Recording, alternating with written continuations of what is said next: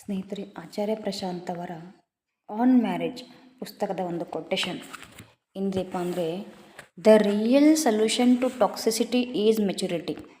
The real solution to toxicity is maturity ಅಂದರೆ ನಮ್ಮಲ್ಲಿರ್ತಕ್ಕಂಥ toxicity, ವಿಷತ್ವ ಅಂದರೆ ನಾವು ಒಬ್ಬ ವ್ಯಕ್ತಿ ಕುಡಿತಕ್ಕೆ ಒಳಗಾಗ್ತಕ್ಕಂಥದ್ದು, ಗುಟ್ಕಾ ಚಟಕ್ಕೆ ಒಳಗಾಗ್ತಕ್ಕಂಥದ್ದು, ಸಿಗರೆಟ್ ಸೇವನೆಗೆ ಒಳಗಾಗ್ತಕ್ಕಂಥದ್ದು, ಇಂತಹ ಟಾಕ್ಸಿಸಿಟಿ ನಮ್ಮಲ್ಲಿ ವಿಷತ್ವ ಯಾಕೆ ಬರುತ್ತೆಪ್ಪ ಅಂತಂದರೆ, ನಮ್ಮ ಜೀವನದಲ್ಲಿ ಒಂದು ಪರಿಪಕ್ವತೆ ಇಲ್ಲ, ನಮ್ಮ ಜೀವನದಲ್ಲಿ ಉನ್ನತವಾದಂತಹ ಗುರಿ ಉದ್ದೇಶಗಳು ಇಲ್ಲ.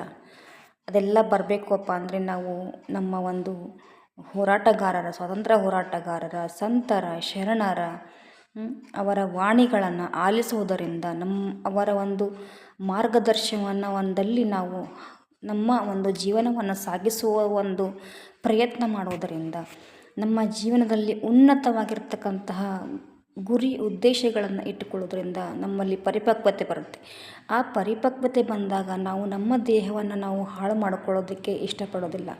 ನಮ್ಮ ದೇಹದ ಮಹತ್ವವನ್ನು ನಾವು ತಿಳ್ಕೊಳ್ಳಾರ್ದೇನೆ ಅಂತಹ ಚಟಗಳಿಗೆ ಬಲಿಯಾಗ್ತಿರ್ತೀವಿ.